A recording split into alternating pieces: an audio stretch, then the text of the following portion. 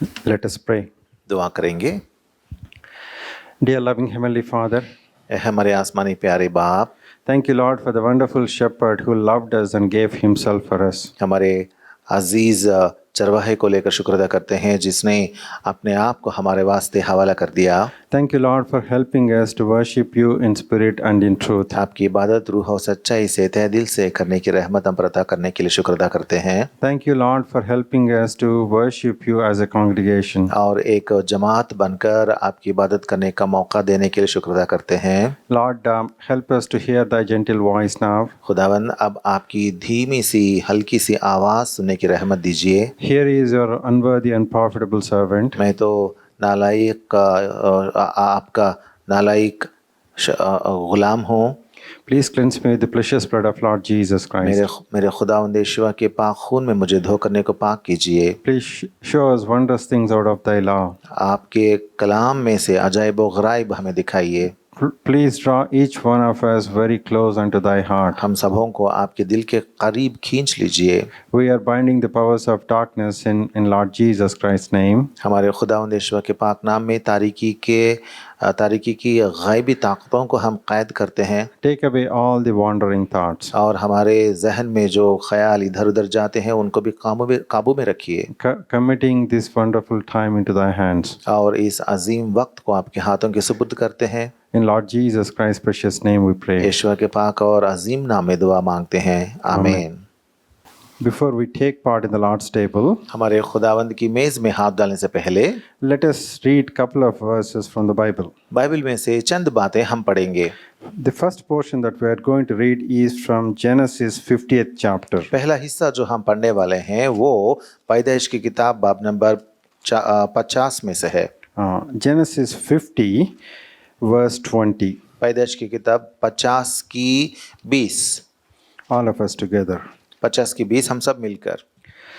तुमने तो as for मुझसे you, it बदी thought करने evil का against इरादा me, किया but था, God लेकिन meant खुदा it ने unto उसी good से to नेकी bring का to pass कस्द as किया it is this ताकि day बहुत to से save लोगों much की people जान alive. बचाए। चुनांचे आज के दिन ऐसा ही हो रहा है। Second portion is from Genesis 47:26. दूसरा हिस्सा पैदाइश की किताब 47:26. 47 का वर्स 26। और यूसुफ ने ये आईन जो आज तक है मिस्र की ज़मीन के लिए ठहराया कि फरो पैदावार का 5वां हिस्सा लिया करे। सो फ़क्त पुजारियों की ज़मीन ऐसी थी जो फरो की ना हुई। Recently, as God led us, we have been meditating on the footprints of several believers from Old Testament as well as from the New Testament. खुदा ने हमारी रहनुमाई जैसे करते आया, हम आजकल कलाम में से पुराने अहदनामे में से और नए अहदनामा में से कुछ अजीम लोगों के नक्शे कदम पर हम तवज्जो करते आ रहे हैं। These footprints tell tales. These footprints tell stories. ये नक्शे कदम जो हैं उनमें वो बहुत सारी कहानियाँ और बहुत सारी बयानात बयान करते हैं। As we walk on the different surfaces, जैसे ही हम तरह तरह के सतह पर चलते रहते हैं, we see our footprints on the surfaces. हम उन सतहों पर हमारे नक्शे कदम हम देख सकते हैं। Some footprints are visible, some are not. कुछ नक्शे कदम जाहिर होते हैं, कुछ पोशीदा रह जाती हैं। Some footprints they show us the places that we have visited. कुछ नक्शे कदम हमें उन जगहों को दिखाने लगते हैं जहाँ जहाँ हमने गया था। Everyday behavior of God's children is called as Christian walk. एक यीशुई मोमिन या खुदा के फर्जंद की रविश या बर्ताव जो है उसको कहते हैं यीशुई चाल चलन। God told Abraham, walk before me. खुदा ने अब्राहम से कहा था कि तू मेरे आगे आगे चल। Christian walk is very important. यीशुई चाल चलन जो होता है वो बहुत अहमियत रखता है। All our footprints are going to be examined, judged when we stand before God. हमारे सब नक्शे कदम खुदा के सामने जब हम जाकर ठहरते हैं उस वक्त वो सब उन सब के सब का हिसाब लिया जाएगा। Time and again we have to understand retrospect where our footprints are. इसलिए हमें हर बार बार हमें हमारे नक्शे कदम के बारे में हिसाब लेते रहना ज़रूरी है। Some time back, we have seen some of the footprints, they left a trail of blessing. हमने इससे पहले एक बार देखा था चंद नक्शे कदम के बारे में जो जिन्होंने बरकत के नक्शे कदम बन रहे थे। When we looked at the footprints of some people like Demas, they left a trail of worldliness. अगर हम देमास के नक्शे कदम पर गौर करेंगे तो वो दुनियावी रविश, उनमें दुनियावी रविश हम पाते हैं। Today we are going to examine the footprints of a man of God called Joseph. लेकिन आज हम योसेफ करके एक मर्द खुदा के नक्शे कदम पर हम तवज्जो करेंगे। Honestly, I was meditating from the book of Isaiah to share the word of God. See today. मैंने तो सच में एशिया की किताब में से आपसे कलाम बांटने के लिए दुआ कर रहा था। As I was praying, I was led to take this particular fragment. लेकिन जैसे ही मैं पढ़ते आया तो खुदा ने मुझे इस कलाम के हिस्से पर मेरी नज़र रखी। Let us see what we can learn from meditating on the footprints of Joseph. तो योसेफ के नक्शे कदम का मुताला करके हम क्या पाएंगे जरा देखेंगे। This man of God endured afflictions. ये मर्द खुदा जो है इसने बहुत अजियत उठाई थी। And if you look at his footprints, they left a trail of blessing for the entire nation. अगर हम उसके नक्शे कदम देखेंगे तो उसके नक्शे कदम में उस इस्राएल के या मिस्र के भी तमाम लोगों के लिए बरकत के नक्शे कदम बन चुके हैं। This man of God was a chosen vessel to preserve the family of Jacob and also the nation of Egypt. ये मर्द खुदा जो है ये इंसान योसेफ का खानदान जो है उतना ही नहीं बल्कि तमाम मिस्रियों के खानदानों को भी बचा कर रखने के लिए बरकत का बाइस बना। I want to draw your attention to a particular portion from Genesis 41. मैं चाहता हूँ कि आप पैदाइश की किताब 41 में से एक हिस्सा देखें। In the interest of time, we are not going to read through all the verses, but I'm just going to quote the verses. ज़्यादा वक्त नहीं है इसीलिए पूरी आयतें हम पढ़ेंगे नहीं लेकिन चंद आयतें देखेंगे। In 41st chapter, 17th verse onwards. अगर हम पढ़ेंगे 41 की 17।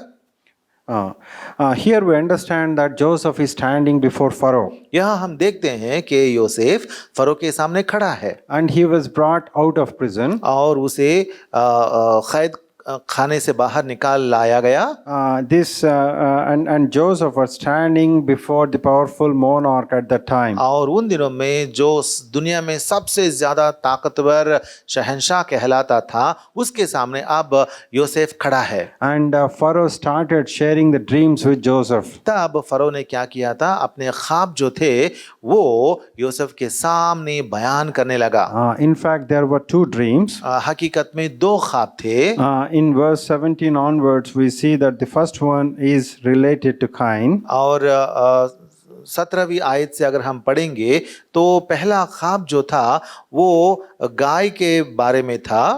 There are two sets of Cain. One is well favored, the other set is ill favored. दो तरह की गायें यहाँ थी, एक बहुत दुबली गाय थी और एक तो बहुत मोटी थी। And the second dream we see about ears. और उसके बाद हम बालों के ख्वाब के बारे में पढ़ते हैं। And the second dream talks about the full and good ears, and the second set is withered and see the withered ears. और हम इस ख्वाब में देखते हैं, पहला हम देखते हैं कि अच्छी अच्छी बालें निकलती हैं और उसके बाद में वो देखता है कि मुरझाई हुई बालें निकलती हैं। In the subsequent verses, Joseph started interpreting the dreams. और उसके बाद नीचे आने के बाद योसेफ उन ख्वाबों का मतलब समझाने लगता है। He started telling Pharaoh about the coming events that would follow. और योसेफ ये कहता है कि आने वाले दिनों में मुस्तकबिल में जो बातें ज़ुहूर में आने वाली हैं उनके बारे में ये ख्वाब करके योसेफ बताता है। 7 years of plenty followed by 7 years of famine. और 7 सालों की बरकत होगी, खुराक कसरत से होगी, लेकिन उसके बाद काल पड़ेगा। As he was closing his interpretation, he firmly says in 32nd verse, it is because the thing is established by God and God will shortly bring it to pass. और 32वीं आयत में वो कहता है, और फरो ने जो ये ख्वाब 2 दफा देखा, तो इसका सबब ये है कि ये बात खुदा की तरफ से मुकर्रर हो चुकी है और खुदा इसे जल्द पूरा करेगा। He firmly says it is established by God. वो कहता है कि ये ख्वाब जो है या ये बातें जो हैं खुदा से मुकर्रर की गई हैं And God is going to bring it to pass. और खुदा इनको जरूर पूरा करेगा। And being filled with the wisdom of God, wisdom from above, he starts telling Pharaoh that what he should be doing in the future years. और क्योंकि उसके पास इलाही इल्म है, इसीलिए वो मशवरा भी देने लगता है फरो को कि मुस्तकबिल में आने वाले सालों में क्या क्या किया जाए। And in 33rd verse, he says, Now therefore let Pharaoh look out a man discreet and wise and set him over the land of Egypt. और 23वीं आयत में वो कहता है, इसलिए फरो को चाहिए कि एक दानिश्वर और अक्लमंद आदमी को तलाश कर ले और उसे मुल्क मिस्र पर मुख्तार बनाए। In 34th verse, he says, Let Pharaoh do this and let him appoint officers over the land and take up the 5th part of the land of Egypt in the 7 plenteous years. और वो कहता है 34 में, furrow ये करे ताकि उस आदमी को इख्तियार हो कि वो मुल्क में नाजिरों को मुकर्रर कर दे और अर्जानी के 7 बरसों में सारे मुल्क मिस्र की पैदावार का 5वां हिस्सा ले ले। He was suggesting Pharaoh that he has to gather from the plenteous years and then build storehouses and then keep them safely in the storehouses. और ये कहता है कि अर्जानी के 7 बरसों में उस आदमी को ये करना चाहिए था कि वो उन अच्छे बरसों में से खुराक जमा करके वो उसे महफूज रखे। Bible says, seest a man diligent who is diligent in business. He is not going to stand before mean men, but he is going to stand before kings. और कलाम में ये भी लिखा हुआ है कि एक दानिश्वर इंसान जो होता है, दानिशमंद जो होता है, वो अदना लोगों के सामने नहीं बल्कि वो आला लोगों के सामने खड़ा रहता है। But we understand that he is not a skilled man. लेकिन हम He is a skilled man. Please repeat the sentence. But we understand that he is not a skilled man. लेकिन हम जानते हैं कि वो एक सनत रखने वाला इंसान नहीं। We never understand that he never went into university. हम जानते हैं कि वो एक यूनिवर्सिटी में पढ़ा आया इंसान नहीं है। This man of God was just coming out of prison. ये मर्द खुदा जो है वो सिर्फ एक कैद खाने से खारिज होकर बाहर आया है। Stands before Pharaoh, the powerful monarch that time. और उन दिनों के शहंशाह फरो के सामने वो आ खड़ा है। And he is telling Pharaoh how to manage the affairs of the kingdom manage the affairs of his kingdom. और वो फरो को मशवरा देने लगता है कि इस आपकी सल्तनत का कारोबार कैसा किया जाए। It looks strange. ये तो बहुत अजीब लगता है। But you have to understand the discipline that he has endured all the days of his life. लेकिन इन बातों के पीछे वो बात है, मतलब उसका डिसिप्लिन जो है, जो वो बहुत सालों तक अपने लिए सीख लिया था। Where did he get this skill? ये सनत या ये फन उसको कहाँ से मिला था? Where did he get this wisdom? ये हिकमत उसको कहाँ से मिली थी? It is certainly wisdom from above. ये जरूर इलाही आसमानी हिकमत है। Nobody can predict the events like Joseph did in that time. इस योसेफ ने जो काम उन दिनों में किया था, उन काम के बराबर कोई भी कर नहीं सकते थे। The years of discipline taught him how to manage, how to conduct himself, and how to be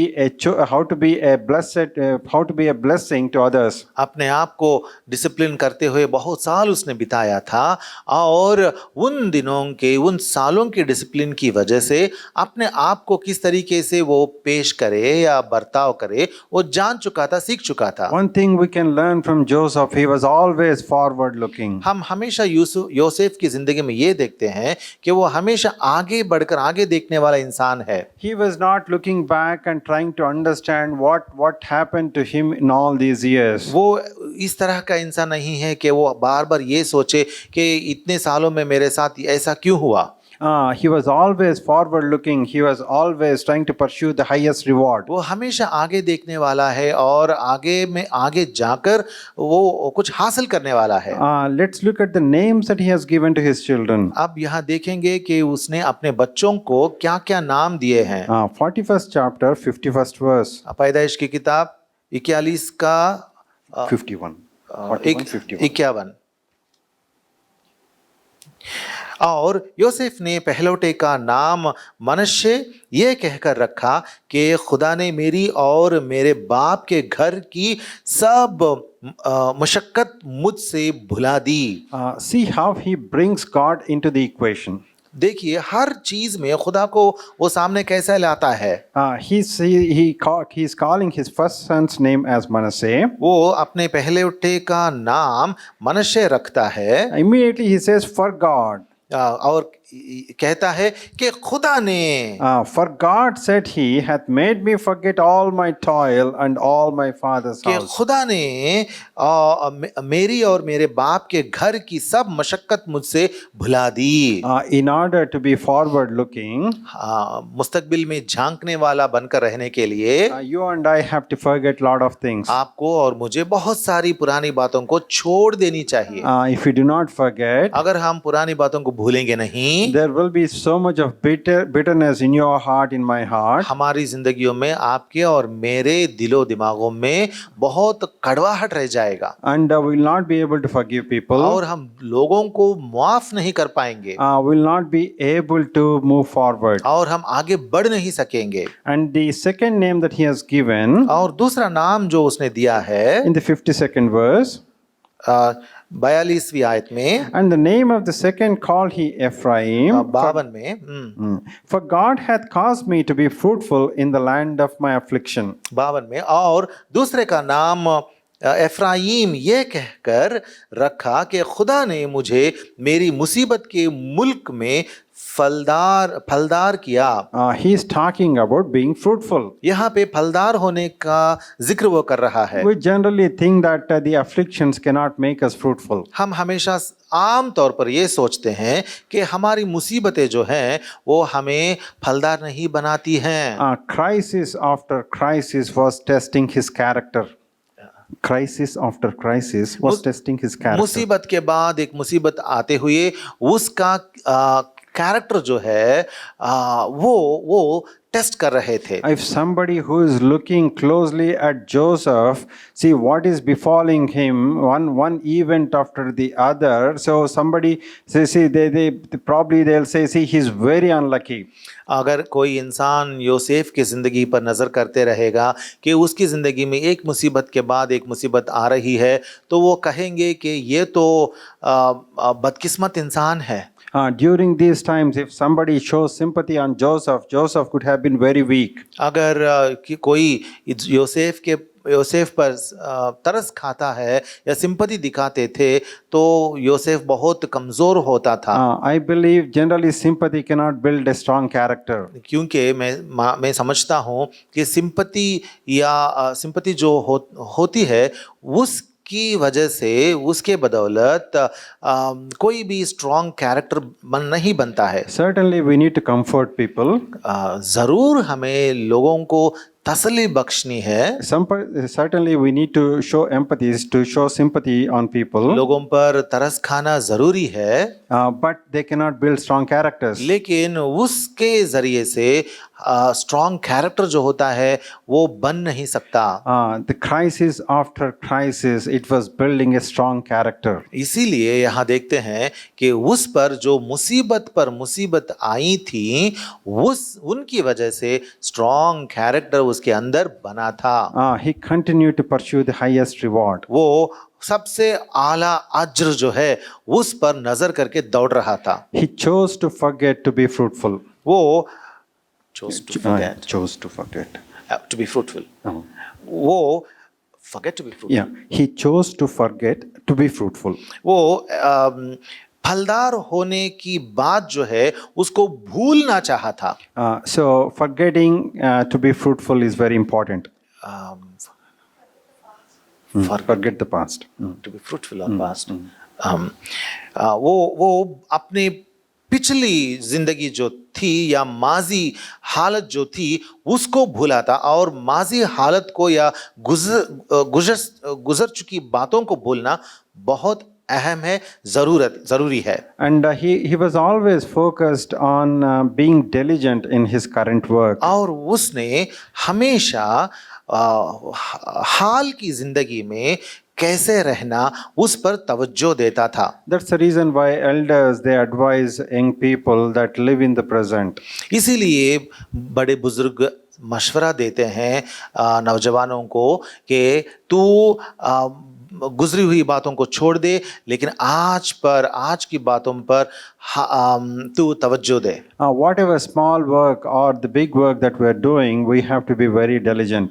जो भी हम काम करेंगे, छोटा काम हो या बड़ा काम हो, उन कामों को एहतियात से करना जरूरी है। Doing things unto the Lord, not unto man. मतलब जो भी हम करेंगे इंसान के वास्ते नहीं बल्कि खुदा के वास्ते कर रहे हैं करके हमें करना है। And we see in Genesis 41:39. और हम पढ़ते हैं पैदाइश की किताब चैप्टर 41 और 39 में, When he stopped interpreting the dream, और जब वो ये पूरे ख्वाबों का तफसील करना ख़त्म कर दिया, Pharaoh is telling Joseph, for as much as God hath shown thee all this, there is none so discreet and wise as thou art.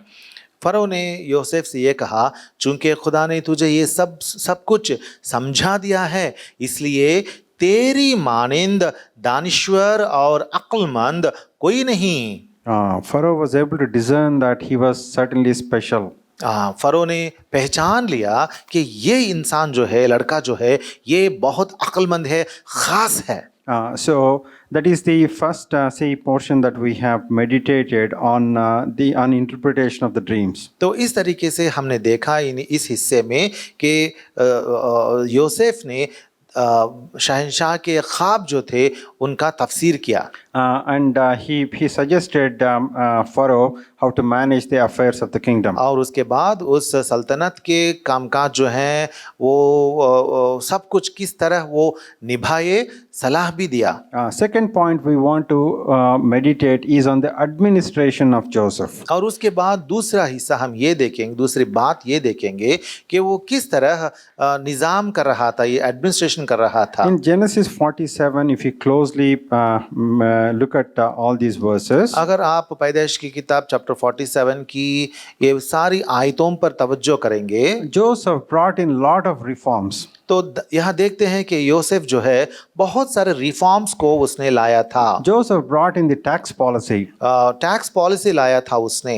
When the years of plenty ended, the nation was ready to face the famine. और जब कसरत से जो पैदावार आई थी उसके बाद उन 7 सालों के बाद काल पड़ने के लिए, काल को मिस्र पर काल पड़ने के लिए तैयार था। Unlike the present day rulers, in order to win the elections, these people, these leaders offer a lot of freebies. आजकल पॉलिटिक्स में हम देखते हैं, सियासत में, कि इलेक्शन को जीतने के लिए फ्रीबीज यानी मुफ्त में देने वाली चीज़ें, बहुत सारी चीज़ें ये लोग बताते रहते हैं। But Joseph was different. लेकिन योसेफ अलग सा है। Joseph only gave the corn, in return to the money. यहाँ पे हम देखते हैं कि योसेफ ने अनाज देता था लेकिन पैसे लेकर देता था।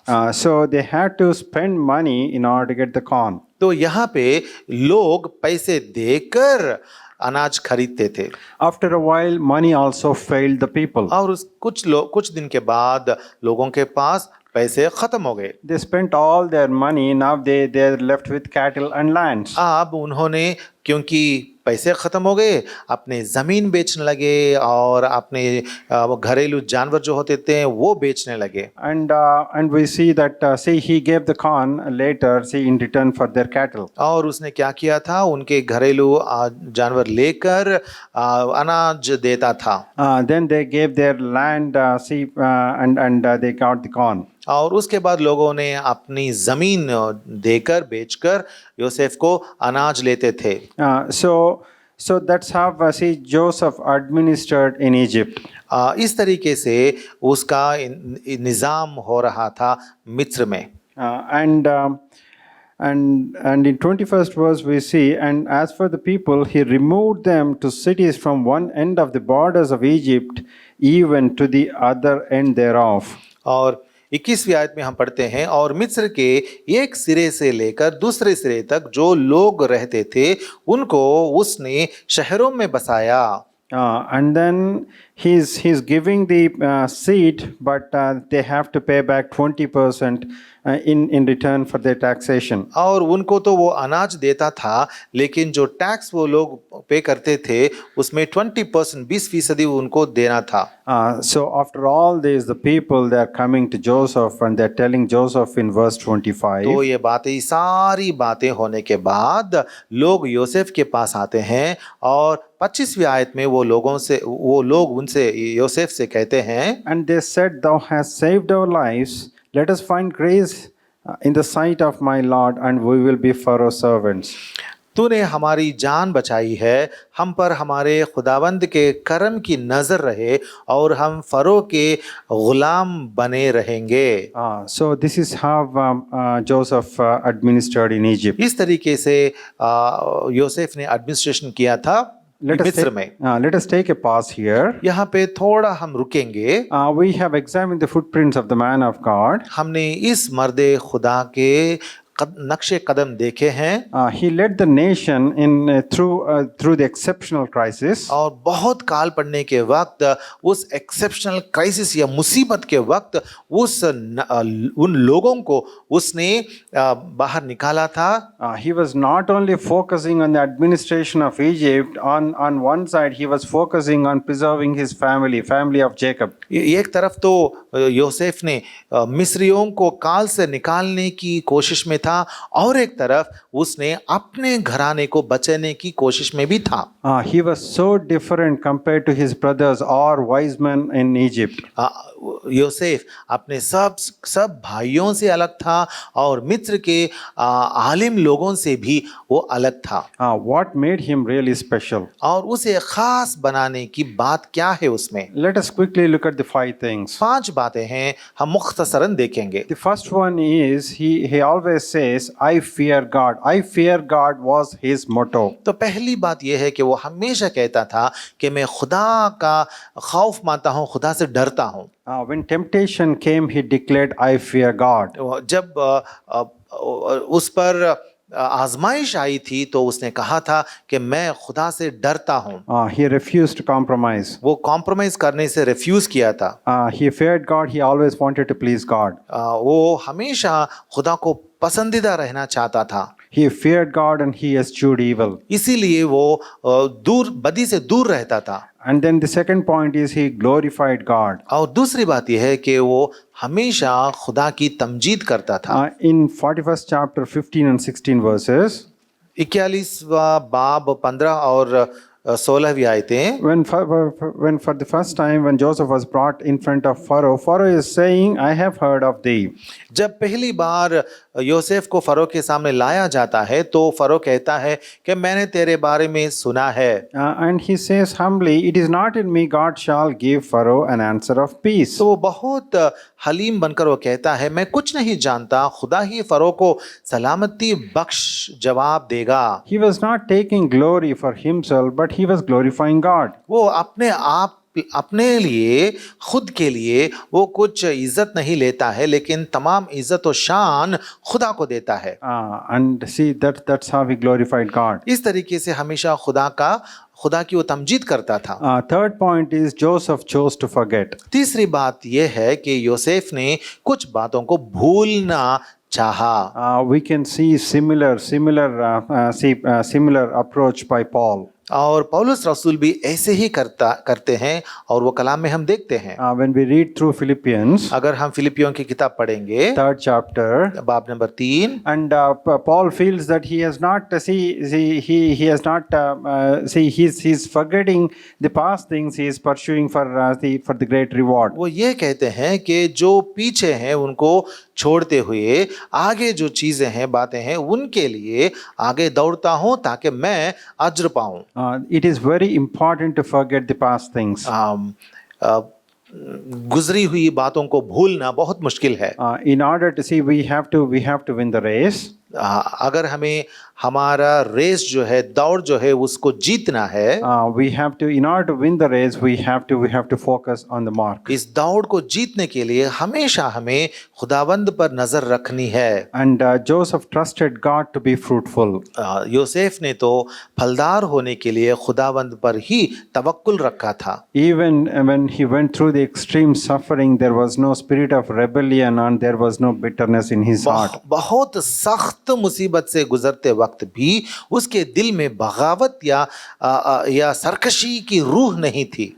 If you want to be fruitful like Joseph, अगर आप भी योसेफ की मानंद अगर आप भी फलदार होना चाहते हैं, if somebody wants to see, if God wants to see the fruit of the Spirit in your life, love, joy, peace, and all other fruit, अगर खुदा भी आपकी जिंदगियों में रूहानी फल जो है, रूह का फल जो है वो देखना चाहता है, you have to commit yourself unto the Lord. तो आपको क्या करना है? अपने आप को खुदा के सुपुर्द करना चाहिए। And the final one is Joseph forgave his brethren. और आखिरी बात यह है कि उसने अपने भाइयों को मुआफ कर दिया था।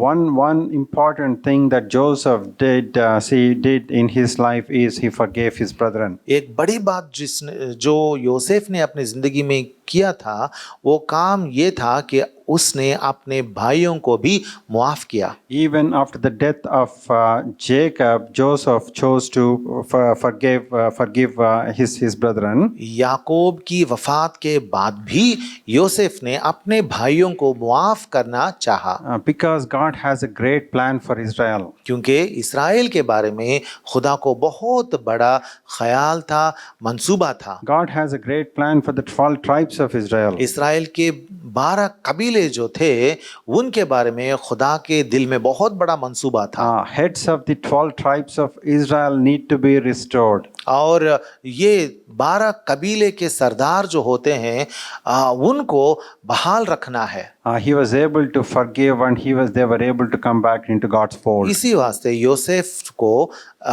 योसेफ ने उन लोगों को मुआफ किया और वो लोग भी खुदा के गले में आ शामिल हुए। That's the reason why we see the names of the tribes of Israel even in Revelation also. इसीलिए हम आखिरकार खुदा की किताब मुकाशिफा में भी इस्राएल के वो 12 कबीलों के नाम दर्ज हुए देखते हैं। This is what we see when we examine the footprints of a man of God called Joseph. Yosef जो मर्द खुदा है, उसकी जिंदगी में उसके नक्शे कदम को देखने से हमको ये सारी बातें मिलती हैं। God wants each one of us to be fruitful like Joseph. खुदा चाहता है कि हम में हर एक योसेफ की तरह फलदार बने। Joseph was able to serve his generation and he slept. Yosef अपने दौर में जिया, उनकी खिदमत की और वो सो गया। What about you and me? लेकिन आपके बारे में और हमारे बारे में क्या कह सकते हैं? Do we see the spirit of rebellion and see bitterness in our hearts? क्या हमारी जिंदगियों में, हमारे दिलो दिमागों में बगावत की रूह आ रही है क्या? Can we see the image of Lord Jesus Christ? Can somebody see the image of Lord Jesus Christ in our lives? या हमारी जिंदगियों में लोग खुदावंद का जो शक्ल है वो देख सकते हैं क्या? If you look at our recent past, even the recent past, we could see several weaknesses, several failures in our lives. हमारी जिंदगियों में अगर हम थोड़ा पीछे झांक के देखेंगे तो बहुत सारी बार हम गिर पड़े हैं, गिर चुके हैं। ये बातें ये हार की बातें हम देख सकते हैं। That's the reason why a table has been prepared for you and me. इसी वास्ते खुदा ने हमारे सामने एक मेज हमारे वास्ते तैयार की है। This is where we are going to examine our life. और यहाँ पे हम हमारी जिंदगियों को परखेंगे। This is where we are going to examine our footprints. यहीं पे हम हमारे नक्शे कदम को जांचेंगे। This is where we are going to recommit our lives. यहीं पे हम हमारी जिंदगियों को फिर खुदा के सुपुर्द करेंगे। We are equally important, we are equally necessary, we are equally precious for the Lord. हम सब खुदावंद के लिए बराबर चाहिए और बराबर कीमती हैं, बेशकीमती हैं। May the Lord help us to take part in His table worthily. और खुदा की मेज़ में लायक तरीके से हाथ डालने के लिए खुदा अपनी बरकत हम सबों पर अता फरमाए।